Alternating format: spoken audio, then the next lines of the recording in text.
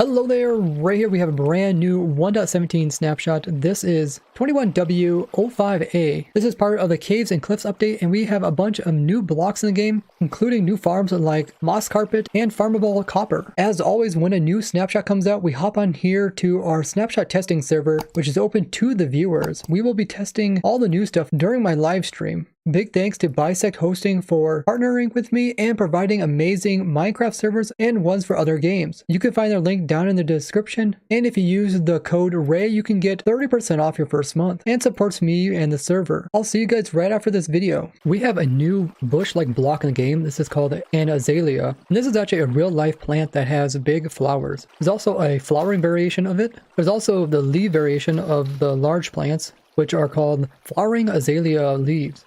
And there's also the non-flowering variation of the leaf, which is similar to other tree leaves. We also have drip leaves, which are the ones they showed during the Minecraft live event that tip over and drop entities that are on top of them.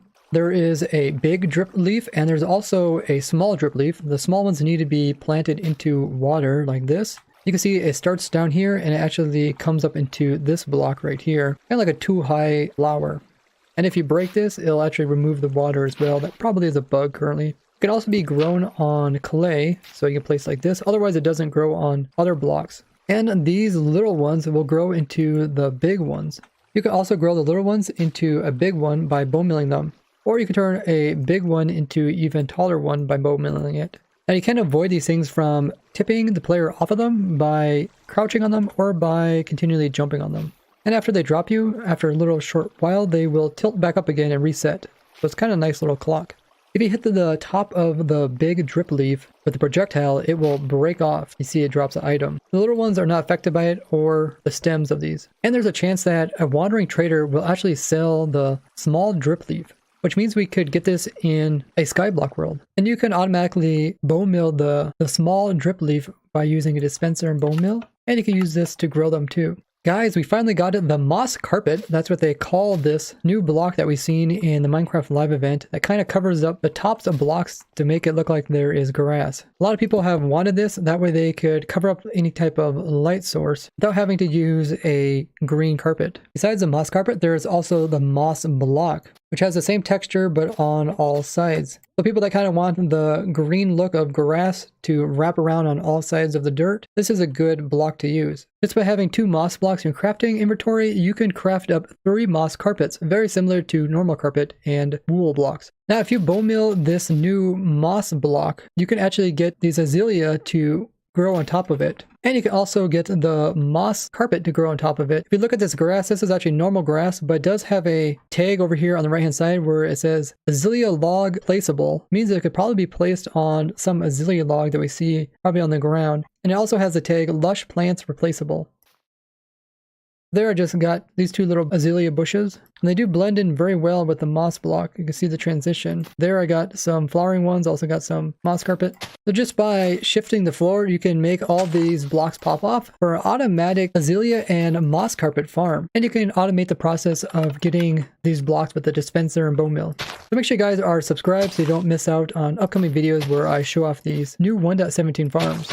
We also got cave vines and glowberries. Cave vines grow down from the ceiling like weeping vines. And when they grow, there is a chance that they'll produce this new food source, which is glowberries. So if I go ahead and just right click this vine, you can see it got some in inventory. And if we go ahead and eat this, it will give us 1 haunches of food. Besides players being able to eat it, fox can also eat it. And just like sweet berries, foxes can also harvest the berries off of them for you. And by harvesting the berries, you can replant them on the ceiling or up against other ones to make the actual cave vines. And if you bone mill them, they will produce the berries. And as you can see, the berries produce light, which is a light level of 14. Now you can use a dispenser with bone mill to make an automatic glowberry farm. But similar to sweet berries, you have to right click it to harvest the berry off of the vine. There's also a spore blossom which can be placed on the ceiling of blocks and produce these really cool particles. It currently doesn't have the open and close like we've seen during the Minecraft live event. There's also 2 more new blocks in game. This is root block, which is like a bunch of tangled roots in a big block, and hanging roots, which you can place on the ceiling. All of these things are going to be used in the upcoming cave generation. And there's a special cave called the Lush caves. Some more changes that they made in Snapshot is that Stonecutters can now work on all variants of the copper. They also changed the drown loot table so that it has a chance to drop the copper ingot.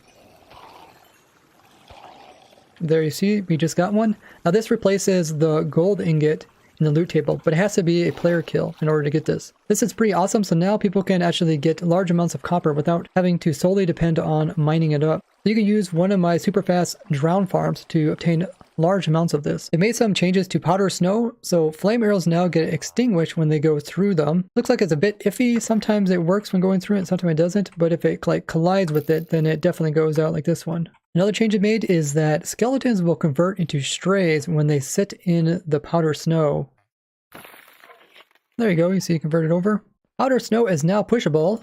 You can push it with pistons, or it could connect to sticky blocks or honey. You could do some automating of like pushing this inside of a mob or not. Fox can also now walk on top of it and won't sink down inside of it. Some other technical changes that they made is that they improved performance when using many overrides on an item model. And they changed copper's oxidization so that it's now a random tick effect and is affected by random tick speed. So by changing this game rule, you can make it convert over faster. Also in the snapshot, they fix a whole bunch of bugs, which I'll be going into right now. The first one is they revisited this bug where if you have a bunch of mobs in a pen, they can clip through blocks upon the chunks being unloaded and reloaded sometimes. This is actually a pretty old bug from way back in 2013, so now this should be fixed going forward. They also address a bug to do with mobs that are babies that are really crammed areas will push through blocks when they turn into adults. This should make storing large amounts of mob more consistent and shouldn't affect stuff like my turtle farm, which will still automatically kill turtles once they grow up. They also fixed this really funny bug that I showed in the video where I cover 18 secrets that you can do with the lichen and glow squid. And that is if you place down the glow lichen directly into lava, it would convert it to water. Now with that being removed, you can no longer use this to get water in the nether.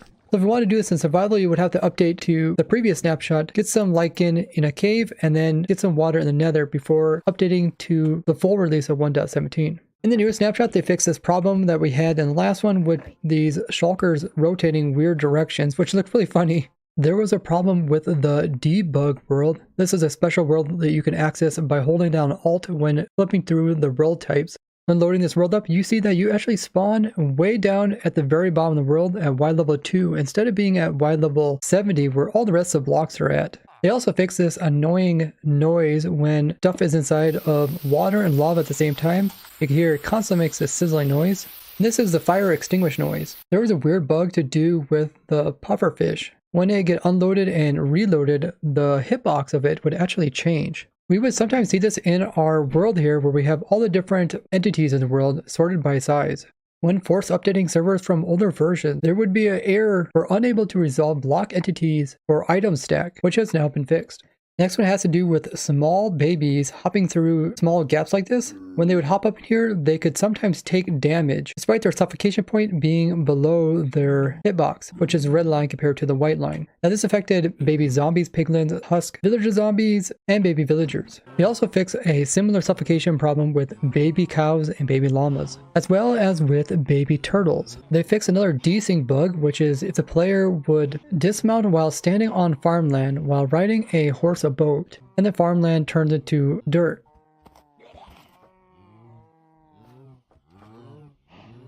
And you can see when I shift, I actually get green synchronized with the horse. Now when the player is in this mode where he can walk around, it's like a ghost mode. The player can move around and he won't take damage, but he technically isn't there, so he can't interfere with blocks and entities. They also fixed the desync bug when a player would enter and exit a boat very quickly on a laggy server. My guys are actually using this on my sub server to desync so they could go exploring without having a risk of dying. They also address this bug where if you're in a boat and you dismount, it makes you face away from the boat rather than the boat you just came out of.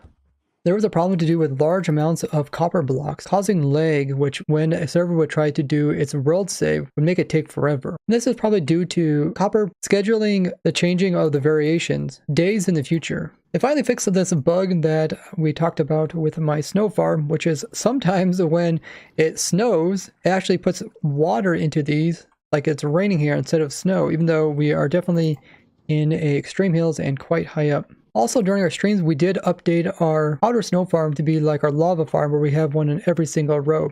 And I'll have a new video covering all the 1.17 farms when they start releasing some of the new biomes. There was some Z-fighting occurring when sand was going through powder snow.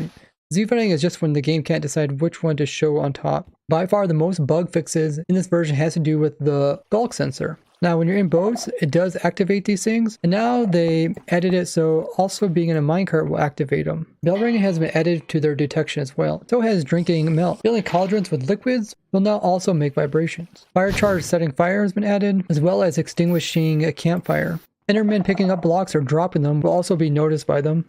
Now player eating stuff can be noticed by the skulk sensor, but mobs eating stuff has now been added as well. Buckets of fish have also been added, as well as shulkers opening and closing. This will be useful in our shulker shell farm for more precise detection. Now there was some inconsistencies with them detecting mobs that could fly, like they could detect bees, but they couldn't detect stuff like bats, blazes, chickens, endermen, gas, phantoms, vex, and withers, which now has been changed. There were some inconsistencies to do with item frames. When you place them, it activates the skulk sensor, but removing them didn't, which they fixed. Squid spawning has been added so that skulk sensors will detect it, as well as gas shooting and Ravenger's roars. They also changed it so they can detect stuff like boats being placed, mine carts, candles placed on cakes, creepers being set off by flint and steel, lighting TNT, placing stuff into flower pots, books being placed onto lecterns, collecting water or honey with bottles, breaking bees' nest or hives in creative mode, ender dragons shooting fireballs, cakes being eaten. They also fixed some bugs where skulk sensors were repeatedly being activated with flame arrows. You can see this arrow is constantly sending out new signals. Also, while being crouched and shooting a flame arrow would cause them to notice that when it shouldn't. And they also changed it so when ocelots sneak towards prey, they won't send off signals since they are technically sneaking similar to a player. And they fixed a problem where the player was sneaking in the water was still activating the sensors. So the new changes to the skulk sensor look like this with their redstone values beside them. Now since they changed it so that you can mod the game so you can have higher Y levels and lower Y levels than in previous versions, there was a problem that villages would always spawn at Y level 0 despite the world being set to be lower. And another problem that they fixed to do with the Y level change is going into a dimension that has a height higher than the maximum height crashes the game. Another problem to do with the world limit being able to be modified so it can be higher is that the set block command wouldn't place block above the 1024 height limit. Another bug to do with the height is the game would crash if you generate a world with increased height limit, and no terrain as well as feature generation were being supported by the negative Y levels. They also fixed this problem where the shulker kind of lifts the player up for a brief moment when opening up. They also fixed a parity problem between Bedrock and Java. In Java, we have the copper blocks called copper block, lightly weathered copper block, semi-weathered copper block, and weathered copper block. Where in Bedrock they have exposed, weathered, and oxidized. Now this has been changed so that they have the same naming. Now there is still this problem where the K in weathered copper block has a capital K at the very end. You can see the new naming system where it's copper, then exposed copper, weathered, and then oxidized copper. And they fixed the capital K. Also, something I forgot to mention in my previous Minecraft news review is that Minecraft Earth is coming to an end. This was the immersive reality Minecraft-like game that they introduced. They said due to the global pandemic, they are moving their energy into other aspects of Minecraft. And I'll have this link down below if you want to learn more about it. Quite a lot of changes made in this snapshot. It should be a lot of fun playing around on our snapshot testing server. And you guys can find the information on joining that server on my Discord or by joining my live stream. Both of those linked down below. And I'll see all you guys over at my Twitch live stream. Thanks everybody who subbed and left a like on this video. I would like to thank you guys for watching, and I'll see you guys in the next one. Bye bye!